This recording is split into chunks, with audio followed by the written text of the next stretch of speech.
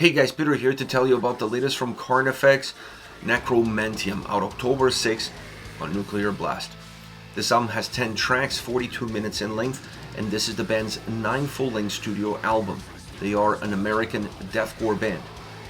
The design of this album allows you to enjoy the moment in each and every single song, but it also allows you to enjoy the journey that exists within each and every single track. Now, when you're able to look beyond the track that you're currently on, you see that the next song continues that path, continues their journey. So it's an album that's made out of moments, but moments that connect with one another in order to create a much bigger moment, which is the experience of going from first all the way to the last track. Having this ability and this design definitely increases the playability of the album, definitely creates a cohesive harmony in terms of what the sound experience and what the experience of the record is all about, and it gives quality to what this album puts forward. As far as the sound is concerned, I think this album has two great attributes. On one hand, you have a very heavy and brutal record, but a heavy and brutal record that is not dense. The sound is extremely well defined, very layered, very rich, very clean, to the point where you can see all the different elements and what they're contributing in terms of creating that wall of heaviness, that wall of brutality. So it's an album that has this ability to simplify its parameters so that you can digest that heaviness a lot better. You don't feel full after a couple of songs because of how heavy and brutal this album is, almost waiting for an interlude to come in and help you out. No, this album allows you to eat a lot out of it, or to see how meaty it is from start to end, but still feel like you can go back for seconds at the end of the experience. The second key element of this album is how the symphonic elements play a role in simplifying this sound experience and simplifying some of the elements, allowing you to better digest the heaviness. This album merges well the symphonic cinematic side of the band with the overall brutality and heaviness that they have as well. It's an album that merges those two, and sometimes you almost can't even notice that there are some symphonic elements, that are some melodic elements, thinning out the sound, creating a little bit more melody, creating some atmospheric pockets within the songs. That an album that doesn't offer any interlude, those symphonic pockets or those more melodic pockets kind of become the so-called interludes of the tracks and of the record, giving you just enough for you to catch your breath between the onslaught of heaviness coming forward and hitting you heavy and hitting you hard. These two elements, the combination of both, not just how they work separate from one another, but how they integrated them both in the overall mixing and definitely in the overall production of this album, really allows this record to jump up as a great sounding album that has everything that you would expect from old Carnifex and new Carnifex. And when you look at the guitar sound on this album is a lot richer than what has been in previous records, and I think that also plays a role in that simplification of elements, or at least simplification of process that comes across. Once again, not that the album is simple, but it just feels simple to listen to. It's easy listening for as heavy and as brutal as it is, as a Carnifex album should be. So the guitar sound on this album is really important, and let me say that the solos are phenomenal. This album also gives you pockets to breathe and pockets to just pay attention to something else outside of how heavy it is when it comes to the guitar solos.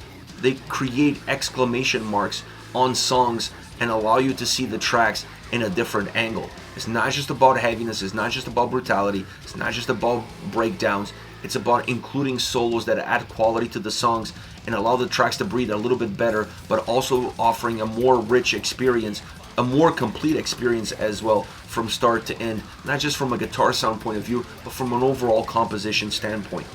The drums also stand out. A lot of the brutality of this record, a lot of the heaviness of this record really starts with a drum sound, a very powerful drum sound, a very big and heavy drum sound, but one that has a nice shape to it.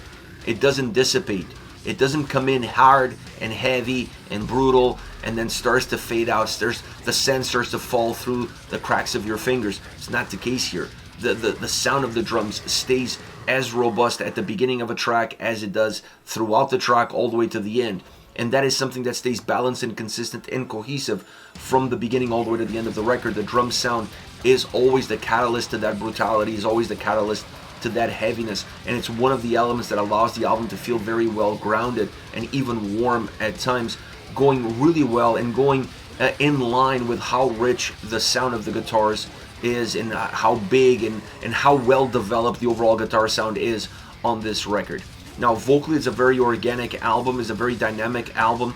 There's a lot to digest vocally throughout this record, but I think that volatility that the record has vocally matches really well the more easier experience, the more streamlined, the more the elaborate way in which the songs are constructed, in which the songs are presented. The vocals allow you to see also another brutal side of the band, well represented, but well represented in a very engaging way, giving more to the songs, giving more energy, giving more life, definitely pushing the parameters and the boundaries on each and every single song. And that signature approach that's always been part of Carnifex is there again once again on this record. And I think if you look at the overall design of the album, where this record shows the majority of its growth, it's in the sound, it's in the songs, it's in the compositions. Vocally, you feel like this record just stays on par with everything that we've heard from Carnifex before. And if you look at the two previous records, Graveside Confessions and World War X, this record is pretty much a marriage of those two, bringing the more symphonic, cinematic experience, atmosphere, darker atmospheres that really came from those symphonic elements that we saw with World War X, with a more heavy, streamlined brutality and heaviness of Graveside Confessions. This album takes the best out of those two worlds and merges them perfectly across 10 songs. As far as favorite tracks are concerned, I want to start off with Torn in 2. This is the opening song on the album, and it's a great opening track because I always say this about opening songs. When you have an opening track on the album, you have to do a couple of things. One, you have to get the attention of the listener immediately. You have to kind of create a synopsis of what the record is all about in that opening track. And you also have to create a song that doesn't hold back, that takes you right to where you want to go, that's straight to the point. This song has all of those characteristics. The drums feel very consistent, carrying the heavy load of the sound. And then you have the guitars offering a lot more duality, offering heaviness and thickness, but also very groovy as well. This album actually has a lot of groove elements in the guitar sound, which brings to the point of being a little bit warmer and a lot more richer experience all around. So great track from that point of view. The symphonic blanket that encompasses the song, at times it feels like a layer. I think this is one of those tracks that if you're listening to your car, you're so focused on the heaviness, you're so focused on the brutality, that the more melodic symphonic elements go completely unnoticed or under the radar. If you're listening it on good headphones, then you can see them perk up a little bit. It's almost like there's a completely different mix, but I think the ability to have these two experiences also adds value to the way this record comes across, depending on how you're enjoying it. This track is really a synopsis of what the rest of the album is going to have in store for you.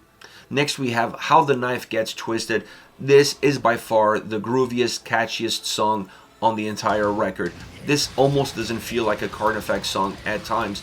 It feels more like a groove metal song that has deathcore elements in it, not a deathcore song that has groove metal elements in it. So it's a really interesting track from that perspective. It offers something different. It stands out in the crowd as far as this record is concerned. It's not an interlude, but it almost feels like one because it kind of breaks the record. It allows you to not feel like there's a pause, but definitely feel like there's a reset. This track creates a reset.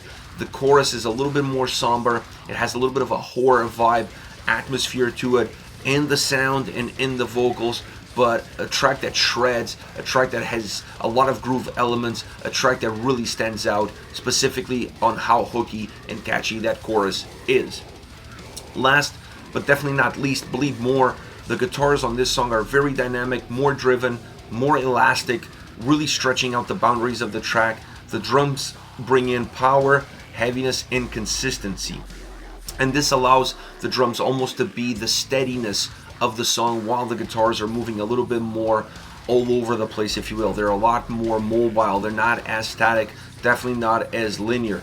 There is symphonic elements on this track. They infuse a little bit of a dark atmosphere, and they come in waves. They're not steady. They don't encompass the whole song.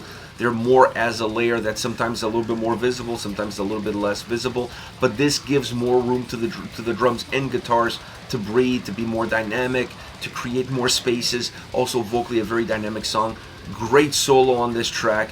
And then those cinematic pockets that this track has with those symphonic elements allow you to feel the ebbs and flows of the track, and allows you to feel the heavier side of the song a lot better. It becomes more predominant because of the differences, because of the ebbs and flows. You can feel that brutality a lot better than if it was a steady, brutal song from start to finish. You would start to feel like you've heard that before, and you almost disconnect from it.